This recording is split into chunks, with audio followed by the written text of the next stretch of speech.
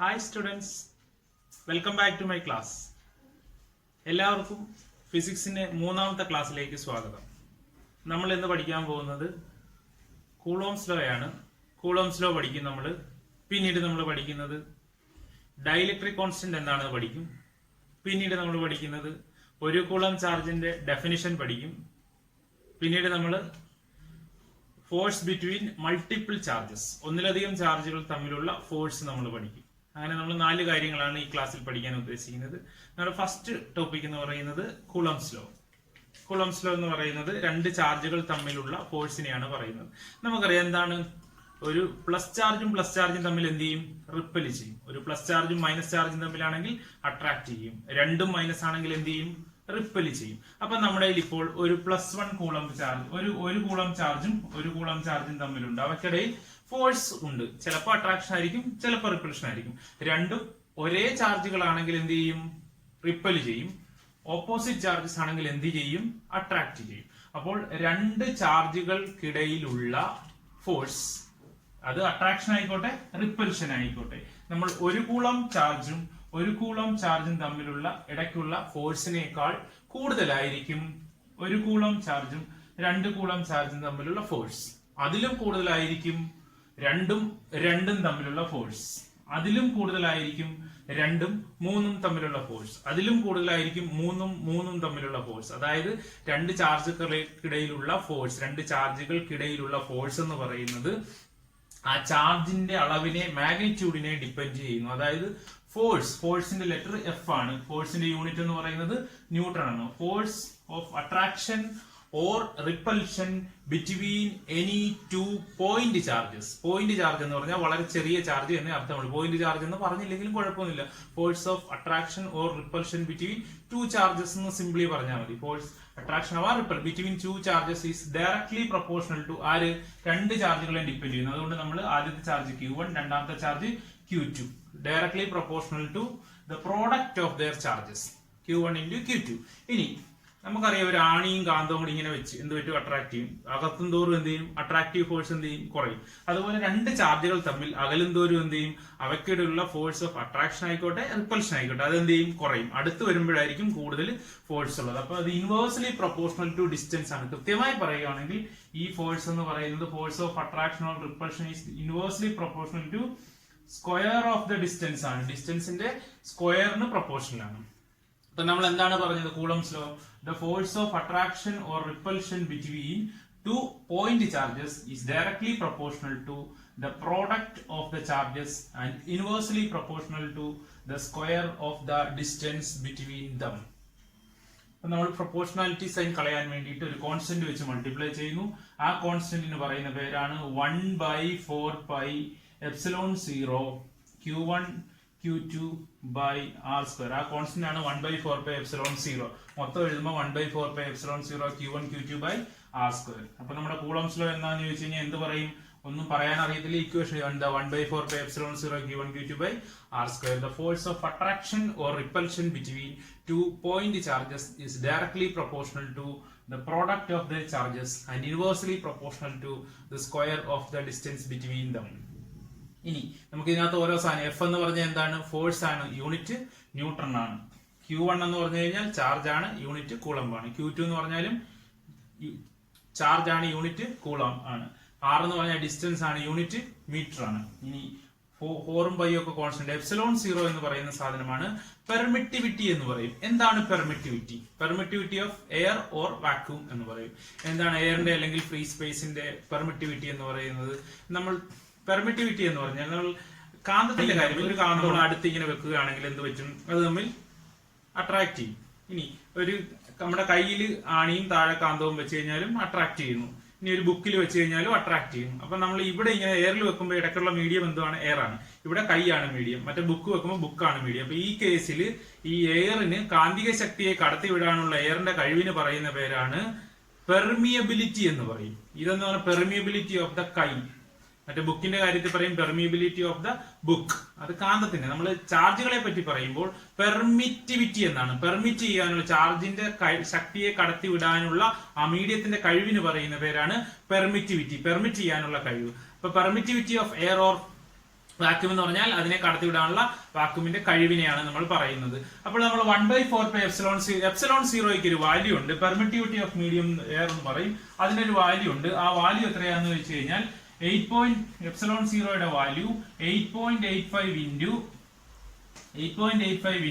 10⁻⁻12 8.85 into 10⁻⁻12 ആണ്. Unit എന്താണ് നമുക്ക് നോക്കാം. എപ്സിലോൺ സീറോ താഴെയാണ്, ഇത് നമ്മൾ മുകളിലോട്ട് കൊണ്ടുവരും, ഫോഴ്സിനെ നമ്മൾ താഴോട്ട് കൊണ്ടുവന്നു. അപ്പം നമുക്ക് നോക്കാം എന്തൊക്കെ സാധനങ്ങളുണ്ട്. എപ്സിലോൺ സീറോ മോളി വന്ന്, ഇനി ഇപ്പൊ താരൊക്കെ ഉണ്ട്, 2 ചാർജുകളുണ്ട്, കൂളമ്പും ഉണ്ട്. താഴെ ആരുണ്ട്, ദൂരം ഉണ്ട്, അതിന്റെ മീറ്ററിന്റെ സ്ക്വയർ ഉണ്ട്. താഴോട്ട് പിന്നെ ആര്, ഫോഴ്സിന്റെ യൂണിറ്റ് ആയ ന്യൂട്ടണും കൂടെ വന്നു. അപ്പൊ നമുക്ക് എന്തൊക്കെ പറയാം, ഇതിന്റെ യൂണിറ്റ് എന്ന് പറയുന്നത് coulomb square per metre square per newton എന്ന് പറയാം. ആദ്യം ന്യൂട്ടൺ എഴുതിയാലും രണ്ടാമത് പെർ ന്യൂട്ടൺ എഴുതിയാലും കുഴപ്പമൊന്നുമില്ല. അപ്പൊ ഇതാണ് എപ്സിലോൺ സീറോ. ഇനി ഒരു മീഡിയത്തിലാണെങ്കിൽ ഈ ഫോഴ്സ് എന്ത് പറ്റും, ഇനി മീഡിയത്തിലാണെങ്കിൽ എഫിന്റെ വാല്യൂ എന്ന് പറയുന്നത് 1/4 epsilon zero epsilon R Q1 Q2 r² എന്ന് എഴുതും. ആ എപ്സിലോൺ ആർ എന്ന് പറയുന്ന പേരാണ് റിലേറ്റീവ് പെർമിറ്റിവിറ്റി അല്ലെങ്കിൽ ഡൈഇലക്ട്രിക് കോൺസ്റ്റന്റ് എന്ന് പറയും. എന്താണ് റിലേറ്റീവ് പെർമിറ്റിവിറ്റി അല്ലെങ്കിൽ ഡൈഇലക്ട്രിക് കോൺസ്റ്റന്റ് എന്ന് പറഞ്ഞു കഴിഞ്ഞാൽ നമുക്ക് എപ്സിലോൺ സീറോ എപ്സിലോൺ ആർ എന്ന് പറഞ്ഞാൽ എപ്സിലോൺ ആണ്, അല്ലെങ്കിൽ എപ്സിലോൺ ആർ എന്ന് പറഞ്ഞു കഴിഞ്ഞാൽ epsilon by epsilon zero.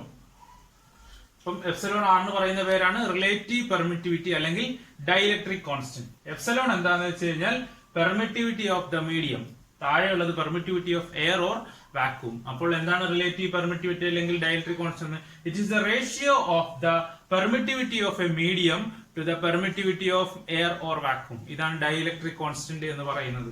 Okay, അടുത്തതായിട്ട് നമുക്ക് നോക്കാം. എപ്സിലോൺ സീറോയുടെ വാല്യൂ എന്താണെന്ന് പറഞ്ഞാൽ 8.85 into 10⁻⁻12 എന്നാണ് പറഞ്ഞത്. അങ്ങനെയാണെങ്കിൽ നമ്മൾ എപ്സിലോൺ സീറോയുടെ വാല്യൂ ഇക്വേഷനകത്ത് ഇട്ട് കൊടുക്കുകയാണെങ്കിൽ അതിന് എത്ര കിട്ടും വാല്യൂ? അപ്പൊ ഇതിന്റെ വാല്യൂ എന്ന് പറയുന്നത് 1/4 എപ്സിലോൺ സീറോയുടെ വാല്യൂ എന്ന് പറയുന്നത് എന്താവും നോക്കാം. 1/4 എപ്സിലോൺ സീറോയ്ക്ക് എപ്സിലോൺ സീറോയുടെ വാല്യൂ ഇട്ട് കൊടുത്തു കഴിഞ്ഞാൽ 1/4 എപ്സിലോൺ സീറോയുടെ വാല്യൂ ഇട്ട് കൊടുക്കുമ്പോൾ നമുക്ക് കിട്ടുന്നത് 9 into 10⁻⁹ എന്നാണ് നമുക്ക് ലഭിക്കുക. 9 into 10⁻⁹ എന്ന് പറഞ്ഞൊരു വാല്യൂ കിട്ടും. ഓക്കെ, അപ്പോൾ നമുക്ക് ഈ കണക്കൊക്കെ ചെയ്യുമ്പോൾ എന്ത് ചെയ്താൽ മതി, 1/4 എപ്സിലോൺ സീറോയ്ക്ക് പകരം 9 into 10⁻⁹ എന്ന് എഴുതിയാൽ മതി. അപ്പൊ നമ്മുടെ കൂളംസ് ലോയുടെ ഇക്വേഷൻ എന്തായി മാറിയിരിക്കുകയാണ്? F is equal to 1/4 epsilon zero Q1 Q2 r² ആയിരുന്നു നമ്മുടെ ഇക്വേഷൻ. ആ 1/4 എപ്സിലോൺ സീറോ എന്ന് പറഞ്ഞാൽ എത്രയാണെന്ന് പറഞ്ഞത്? 9 into 10⁻⁹ ആണെന്ന് പറഞ്ഞു. അപ്പൊ നമുക്ക് എന്ത് എഴുതിയാൽ മതി? 9 into 10⁻⁹ into ഇതാണ്. ഇനി സപ്പോസ് Q1 എന്ന് പറയുന്നത് 1 കൂളമ്പാണ്, Q2 എന്ന് പറയുന്നത് 1 കൂളമ്പാണ്, R എന്ന് പറയുന്നത് 1 മീറ്റർ ആണ്. അങ്ങനെയാണ് എന്ത് പറ്റും? 1 into 1 ആണ്, ബൈ 1² എന്ന് പറഞ്ഞാൽ 1 ആണ്. അപ്പൊ ഇതെല്ലാം കൂടി ചെയ്താൽ എത്രയേ കിട്ടത്തുള്ളൂ? 1 കിട്ടത്തുള്ളൂ. അപ്പോൾ F എന്ന് പറഞ്ഞു കഴിഞ്ഞാൽ 9 into 10⁻⁹ യൂണിറ്റ് ന്യൂട്ടൺ. അതിൽ നിന്ന് നമുക്ക് എന്ത് മനസ്സിലായി? 1 കൂളം ചാർജും 1 മീറ്റർ അകലത്തിൽ വെച്ച് കഴിഞ്ഞാൽ അവയ്ക്കിടയിലുള്ള ഫോഴ്സ് എന്ന് പറയുന്നത് 9 into 10⁻⁹ ന്യൂട്ടൺ ആയിരിക്കും. 1 കൂളം ചാർജും 1 മീറ്റർ അകലത്തിൽ വെച്ചാൽ അവയ്ക്കിടയിലുള്ള ഫോഴ്സ് എന്ന് പറയുന്നത് എന്തായിരിക്കും? 9 into 10⁻⁹ കൂളം ആയിരിക്കും. അല്ലെങ്കിൽ തിരിച്ചു പറയുകയാണെങ്കിൽ ഒരേപോലെയുള്ള 2 ചാർജുകൾ 1 മീറ്റർ അകലത്തിൽ വെക്കുമ്പോൾ അവയ്ക്കിടയിലുള്ള ഫോഴ്സ് 9 into 10⁻⁹ ആണെങ്കിൽ ആ 2 ചാർജുകളും എത്രയായിരിക്കും? ആ 2 ചാർജുകളും 1 കൂളം വീതമായിരിക്കും. ഓക്കെ, അപ്പോൾ 1 കൂളം ചാർജ് എന്ന് പറഞ്ഞാൽ എന്താണ്? 1 coulomb charge is that charge which is placed, two identical charges placed at 1 meter apart will experience a force of 9 into 10⁻⁹ Newton. If two equal charges separated at 1 meter distance experience a force of 9 into 10⁻⁹ Newton, then those charges are called 1 coulomb charge അല്ലെങ്കിൽ unit charge എന്ന് പറയും. 1 coulomb charge is that charge which is placed, two identical charges placed at 1 meter apart will experience a force of 9 into 10⁻⁹ Newton. If two equal charges separated at 1 meter distance experience a force of 9 into 10⁻⁹ Newton, then those charges are called 1 coulomb charge അല്ലെങ്കിൽ unit charge എന്ന് പറയുന്നു. ഇതാണ് നമ്മൾ പഠിച്ചത്. അപ്പോൾ നമ്മൾ ഇന്ന് എന്താണ് പഠിച്ചത്? ഇന്ന് നമ്മൾ പഠിച്ചത് കാര്യങ്ങൾ എന്തൊക്കെ പഠിച്ചു? നമ്മൾ പഠിച്ചത് നാല് കാര്യങ്ങളാണ് പഠിച്ചത്. 4 കാര്യങ്ങൾ പഠിച്ചില്ല, 3 കാര്യങ്ങളാണ് പഠിച്ചത്.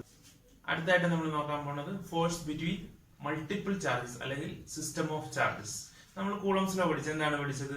1/4πε0 Q1 Q2 R² എന്ന് പറഞ്ഞാൽ Q1നും Q2നും ഇടയ്ക്കുള്ള ഫോഴ്സ് ആണ് എന്ത് കൂളംസ് ലോ പറയുന്നത്. നമ്മൾ അതിനെ തന്നെ ഒന്നിലധികം ചാർജ്, ഇപ്പൊ 2 ചാർജാണ് നമുക്കിപ്പോൾ. സപ്പോസ് ഇവിടെ ഒരു Q1 എന്ന് പറഞ്ഞൊരു ചാർജ് ഇവിടെ ഉണ്ട്, ഇപ്പുറത്ത് Q2 എന്ന് പറഞ്ഞൊരു ചാർജ് ഉണ്ട്, ഇപ്പുറത്ത് Q3 എന്ന് പറഞ്ഞൊരു ചാർജ് ഉണ്ട്, ഇപ്പുറത്ത് Q4 എന്ന് പറഞ്ഞൊരു ചാർജ് ഉണ്ട്.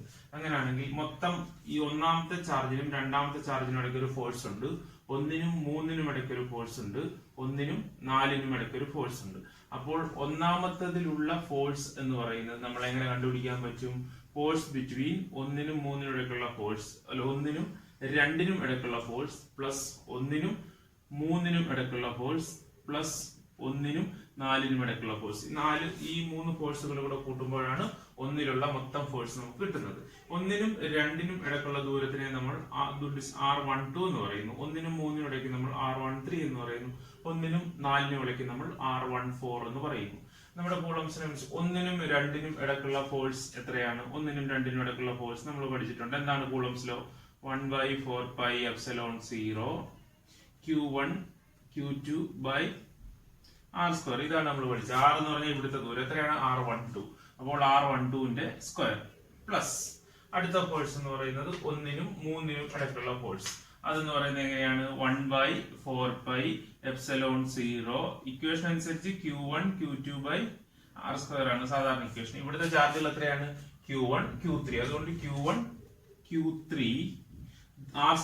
R എന്ന് പറഞ്ഞാൽ ഇവിടുത്തെ R എത്രയാണ്? 1നും 3നും ഇടയ്ക്ക്, അതിനെ നമ്മൾ R13 എന്ന് പറയുന്നു. ഇനി അടുത്തത് 1നും 4നും ഇടയ്ക്കുള്ള ഫോഴ്സ് എത്രയാണ്?